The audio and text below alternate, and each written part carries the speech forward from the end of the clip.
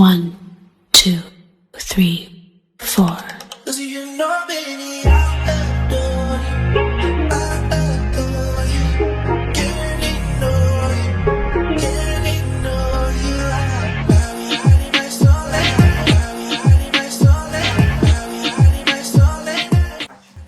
Hi to all my Andaman lovers. So party season just got a new upgrade. Goenkas आप सबके लिए लेके आ चुका है न्यू ईयर के नए पार्टी क्लोथ्स। मैं आप सबको बताना चाहूंगी कि ये कहाँ पे अवेलेबल है। That is Bathu Basti, Aberdeen बाजार, रंगत, दिगलीपुर एंड बम्बू फ्लैट। तो देर मत करिए, जल्दी आ जाइए Goenka trends that is Aberdeen बाजार में अपने न्यू पार्टी वेयर्स लेने के लिए for new year celebration. And a very happy new year to all the Goenkas customer.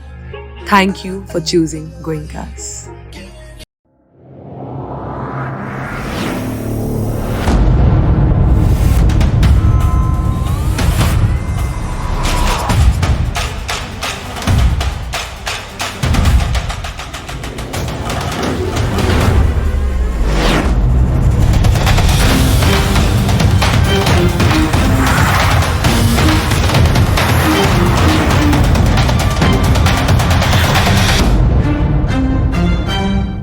जय हिंद। मैं यौमिन न्यूज अंडमान 24/7 में आप सभी का स्वागत करता हूं। हमने कहा ना, हमारे द्वीपों में मानो अब ये एक ट्रेंड सा हो गया है कि प्रतिदिन यहाँ पे एक्सीडेंट होना है। इतनी जागरूकता होने के बावजूद भी हमारे परिवहन मंत्रालय की तरफ से, हमारे परिवहन विभाग की तरफ से, ट्रैफिक विभाग की तरफ से भी, मगर हम देख रहे हैं कि सड़क दुर्घटनाओं में कमी बिल्कुल भी नजर नहीं आ रही है। एंड इससे जो यहाँ माहौल बनता जा रहा है ये बहुत ही खतरनाक है। यानी कि लोग जो है सही सलामत जो है सुरक्षित तरीके से गाड़ी चलाने में भी अब इनको डर लगता है। जैसे आज का मामला हुआ है, ठीक यहाँ हमारा ये जो गोलघर जंक्शन है, वहां से अगर हम बंगाली क्लब की तरफ आते हैं, एक्सिस बैंक के बगल में जो होटल ब्लू सी है, ठीक इसके ऑपोजिट जहाँ पे इस वक्त मैं खड़ा हूँ, ये जो पीछे मेन रोड का जो सेंटर है, वहां पे आज एक ऐसी सड़क दुर्घटना होती है, इसको बयान करना मुश्किल है। इसलिए मुश्किल है क्योंकि एक इंसान जो बड़ी भांति बड़े ही आराम से, जो हमें सूत्रों से पता चला है कि 67 या 68 इयर्स का एक बुजुर्ग इंसान अपनी स्कूटी में लाइसेंस होल्डर, राशन का सामान वगैरह लेके प्रेम नगर अपनी घर की तरफ गोलघर होके जाने के लिए जैसे ही यहाँ से गुजरता है, सामने से एक रफ्तार में आती हुई एक होंडा अमेज गाड़ी उसे इतनी जोर की ठोकर मार के यहाँ से चली जाती है कि वो बुजुर्ग इंसान यहाँ पर सड़क में गिर जाता है। एंड शुक्र है कि अगल बगल से तमाम लोग जो है फटाफट यहाँ पर आते हैं एंड उनकी गाड़ी एंड उस बुजुर्ग इंसान को सबसे पहले तो किनारे करते हैं, पुलिस को इन्फॉर्म किया जाता है एंड फिर उनको जो है जीबी पंत अस्पताल फटाफट यहाँ से लेके जाया जाता है। अब उनका मैं ये पूछना चाहता हूं कि उस बुजुर्ग इंसान का कसूर क्या था? इतना चौड़ा रास्ता है। अब तो हम ये नहीं कह सकते रास्ता अच्छा नहीं है, रास्ते में गड्ढे है, बजरी है, कंकर है। पूरे अंडमान निकोबार के निवासियों से मैं ये निवेदन करता हूं कि आइए यहाँ पे आके इस सड़क को देखिए और इस सड़क में एक खामी बताइए। शायद ही पूरे अंडमान निकोबार में मुझे लगता है इतना चौड़ा सड़क कहीं पर होगा। लगभग 6 मीटर इस लेन में, लगभग 6 मीटर उस लेन में, इतना स्पेस है हमारे पास में। लेकिन यहाँ पर भी ऐसे दुर्घटनाएं एक के बाद एक होती जा रही है। जो अब तक हमें सूत्रों से पता चला है कि जो होंडा अमेज का जो ड्राइवर था, उसका जो है अल्कोहल टेस्टिंग किया गया, जिसमें 74 दिखाया गया, यानी कि 30 के ऊपर अगर हो तो वो ड्रिंक एंड ड्राइव के मामले में आएगा। तो यहाँ तो उनका मार्किंग जो है 70 दिखा रहा है। तो ऑब्वियस ये बात है कि वो इस हालत में था कि वो गाड़ी नहीं चला सकता था।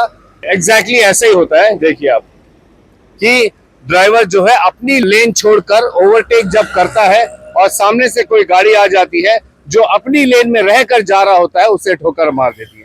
अभी अभी आपने जो देखा मेरे पीछे जो हुआ, ये सिचुएशन भी वैसा ही था। वो बुजुर्ग इंसान जो है अपना शॉपिंग करके अपनी ही लेन में आराम से जा रहा था, तभी अचानक से सामने से एक गाड़ी आती है जो एक ऑटो को, जो गोलघर से बंगाली क्लब की तरफ जा रही थी, उस ऑटो को ओवरटेक करते हुए, ओवरटेक किया तो ठीक है, लेकिन ओवरटेक जो है इस लेन पर आकर किया, इस वाले लेन पर आकर किया एंड सामने से आते हुए स्कूटी जिसमें वो बुजुर्ग इंसान सवार था उसे ठोकर मार देती है। अब इससे उसके खुद की होंडा कार को तो डैमेज होता है, लेकिन इन बुजुर्ग इंसान जिसका इसमें कोई कसूर नहीं था, वे जो है काफी बुरी तरह यहाँ पे जख्मी हो जाते हैं और उनको जो है अस्पताल पहुंचाया जाता है। इस पूरे इंसिडेंट में सबसे दुखद बात यह है, ये देखिए किस तरीके से ओवरटेक करते हुए गाड़ियां इस तरीके से जाती है अपनी लेन छोड़ के, क्योंकि हर किसी को जल्दी होता है, मगर इस जल्दबाजी के चक्कर में वे अपना तो नुकसान करते करते हैं, जो सामने से अपनी लेन में सही तरीके से गाड़ी चलाकर आ रहे होते हैं उनका भी नुकसान करते हैं, उनके जिंदगी के साथ खिलवाड़ कर जाते हैं। अब जैसा मैं बता रहा था कि इस मामले में सबसे दुखद बात यह है कि वो जो होंडा अमेज का जो ड्राइवर था उसने ठोकर तो मारी मगर उसके बाद वो यहाँ से रफू चक्कर हो जाता है, यानी कि रुकता भी नहीं है। ये जो है तमाम यहाँ पे खड़े लोगों को जो है काफी क्रोधित कर जाता है, मगर लोग जो है उसकी गाड़ी का नंबर को नोट कर लेते हैं एंड उसी वक्त हमें जो है व्हाट्सएप में उसके गाड़ी का नंबर एंड जो फुटेजेस यहाँ पे आफ्टर द एक्सीडेंट हुआ था वो सब वे हमें शेयर करते हैं। हम भी इस जगह पर आते हैं ताकि आप लोगों को हम बता सके कि एग्जैक्टली हुआ क्या था। ऑफ कोर्स हमें पता चला कि वो जो ड्राइवर था उसे जो है हमारी अबरडीन पुलिस बुला लेती है एंड उससे पूछताछ चल रही है, जांच चल रही है एंड इस पूरे मामले की जो है एक रिपोर्ट बनाई जाएगी एंड आगे की जो भी कानूनी प्रक्रिया है वो की जाएगी। शुक्र की बात यह है कि इतनी भीषण सड़क दुर्घटना होने के बावजूद भी जो बुजुर्ग इंसान है वो पूरी तरीके से सुरक्षित है, बिल्कुल उनको हल्की फुल्की चोट आई है एंड अभी जब हम अस्पताल गए थे तो इस पोजीशन में हम नहीं थे कि हम उनसे बातचीत कर सके, मगर जो हमें डॉक्टरों से पता चला है कि उनका अभी एक और एक्सरे बाकी है एंड उसमें एग्जैक्टली पता चलेगा कि उनके शरीर में कहीं ज़्यादा चोट तो नहीं लगी है, शरीर के किसी हिस्से की हड्डी तो नहीं टूटी है, क्योंकि ऊपरी चोट दिख रहा है जैसे उनके घुटने में उनके हाथ में जो लगा है। ये बहुत ही दुख की बात है। अब जैसा मैंने कहा ना, अब लोगों को जो है सड़क पे निकलने में डर लग रहा है। अभी खड़े खड़े जब हम रिपोर्टिंग कर रहे थे इस रास्ते पर हमने आप लोगों को दो गाड़ियां दिखाई किस तरीके से वो अपनी लेन को छोड़ के ओवरटेक करते हुए आगे जा रहे थे। और अक्सर एक्सीडेंट्स यूं ही ऐसे ही होते हैं। आपने ओवरटेक करना है तो आप अपनी लेन में रह कर करिए ना, या तो फिर ये पूरी तरह सुनिश्चित करिए कि सामने वाले लेन से दूर दूर तक कोई नहीं आ रहा है, तभी आप कर सकते हो। अनुमान लगाइए कि अगर इस रास्ते में बीच में डिवाइडर डाल दिया जाएगा तो जो दूसरी लेन में आके ओवरटेक करते हैं तब वे क्या करेंगे? क्या डिवाइडर पार करके यहाँ से ओवरटेक करेंगे? नहीं ना। तो यही आदत पहले से लगानी है कि वो जो लेन सेंटर में बनाई जाती है उसका मतलब है कि सड़क का सिर्फ आधा हिस्सा जो है एक तरफ वाली गाड़ी का और बाकी का जो आधा हिस्सा है वो दूसरी तरफ के गाड़ी चलाने वालों के लिए है। आप उस लेन में नहीं जा सकते हो। ये कॉमन सिविक सेंस हम लोगों ने अपने अंदर में ढालना है, तभी हम ऐसे रॉन्ग ओवरटेकिंग से होने वाली दुर्घटनाओं से बच सकेंगे और औरों को भी ऐसे मामले में चोटिल होने से बचा सकेंगे। लेकिन लापरवाही की सीमा पार हो रही है। एक के बाद एक जिस तरीके से यहाँ पे सड़क दुर्घटनाओं का मामला सामने आ रहा है, इससे यही लगता है कि इतने लापरवाह हो गए हैं हमारे द्वीपवासी कि किसी भी प्रकार की ट्रैफिक नियमों का पालन नहीं करना है। अभी जो बुजुर्ग व्यक्ति जिनका यहाँ पे सड़क दुर्घटना हुआ, आज बहुत पुराने लोग हैं अंडमान निकोबार के, कई लोगों को वे जानते होंगे। कहीं ना कहीं से हो सकता है कि जिसने एक्सीडेंट किया वो भी उन्हें जानता होगा। मेरे कहने का तात्पर्य यह है कि अंडमान छोटी सी जगह है, कम आबादी वाली जगह है। अगर आपसे रिश्ता नहीं है उनका तो कहीं ना कहीं आप उन्हें देखे जरूर होंगे, उनको जानते जरूर होंगे, क्योंकि हम सब एक दूसरे को अच्छे खासे से लगभग देखते हैं, प्रतिदिन जानते हैं। वही 4 जगह है हमारे पास, उन्हीं 4 जगह पे हम हर रोज घूमते फिरते हैं। कभी ना कभी तो हम एक दूसरे को देखते हैं, नजर टकराई होगी, बातें किए होंगे। यानी कि अगर किसी के साथ हमारा अगर दुर्घटना होता है तो वो हमारा ही कोई परिचित होगा। तो हम इतने लापरवाह हो गए हैं कि हम जो है अपनों का भी ख्याल नहीं रख रहे हैं। मेरा कैलकुलेशन जो है यही बताता है। ये कहना चाहूंगा कि अच्छी बात है कि जो स्कूटी ड्राइवर में जो व्यक्ति था वो सुरक्षित है, उनकी जान पे नहीं आई है।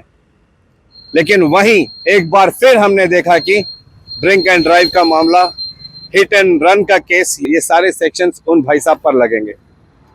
कब तक हम बचेंगे? आप ड्रिंक एंड ड्राइव करोगे तो आज नहीं तो कल कभी ना कभी पकड़े ही जाओगे। तो इसकी आदत छोड़ दीजिए, कृपया करके छोड़ दीजिए।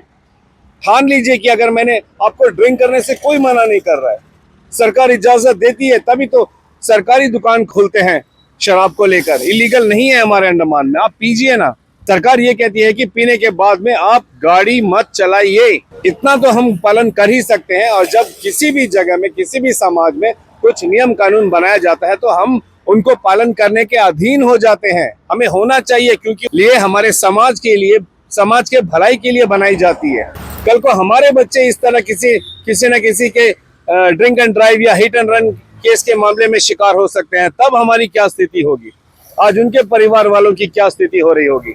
और हम निवेदन करेंगे हमारे ट्रैफिक विभाग से कि ऐसे केसेस में बिल्कुल भी नरमी ना बरतें, सख्त एक्शन लिया जाए। हम ये मामला भी देखते हैं कई बार कि कुछ लोग दो तीन बच्चों को बिना हेलमेट का अपनी गाड़ी में बिठा के लेके जा रहे होते हैं। एक छोटी सी क्लिपिंग में ब्लर करके आप लोगों को दिखा रहा हूं, जो अभी ये रिपोर्टिंग करने से पहले हमारे सामने हुआ। यकीन मानिए, अगर आप देखते तो आपका रूह कांप जाता।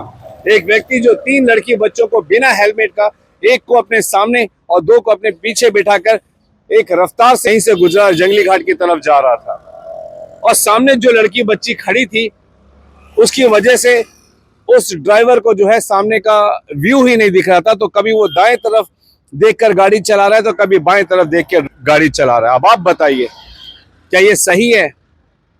क्या ऐसा करना चाहिए? पहली बात तो एक स्कूटी में 4 लोग सवार हो ही नहीं सकते। स्कूटी में ज्यादा से ज्यादा 2 लोग ही अलाउड है, मगर ये 4 लोग थे इसमें, और जिसमें से 3 लोग बिना हेलमेट के थे। ऐसे न जाने कितने सारे विजुअल्स हम लोगों को प्रतिदिन मिलते हैं। कई बार हम जो है ट्रैफिक विभाग को, जो कैप्चर हो जाता है पूरे डिटेल्स के साथ, हम ट्रैफिक विभाग को दे देते हैं, इस उम्मीद के साथ कि वो उनके ऊपर में एक्शन लेंगे एंड लेते भी होंगे। क्योंकि हमारी ट्रैफिक विभाग कहती है कि अगर आप लोगों का ऐसा कोई भी सड़क में वायलेशन दिखाई देता है तो आप उनका जगह, टाइम एंड उनका क्या वायलेशन है उसे फोटो या वीडियो के माध्यम से आप उनको भेज सकते हैं। इस चीज को अगर रोकना है तो हम सबको मिलकर इस पर काम करना होगा। सिर्फ हमारे पुलिस विभाग अकेले से नहीं हो सकता है।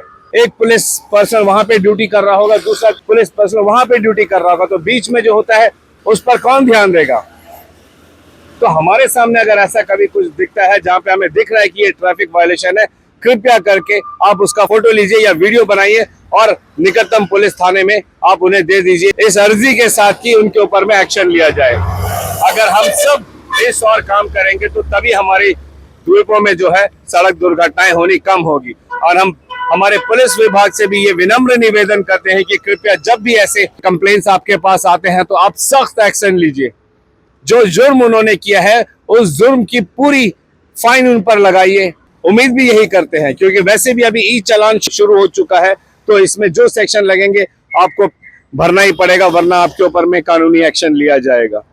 तो इसका हिस्सा बनिए। हम तमाम द्वीपवासियों से रिक्वेस्ट करते हैं कि इसका हिस्सा बनिए। ये हमारा ही समाज है। अगर समाज में सकारात्मक बदलाव लाना है तो हमने भी इसमें कानून का साथ देना है, एडमिनिस्ट्रेशन का साथ देना है, हमारे ट्रैफिक विभाग का साथ देना है।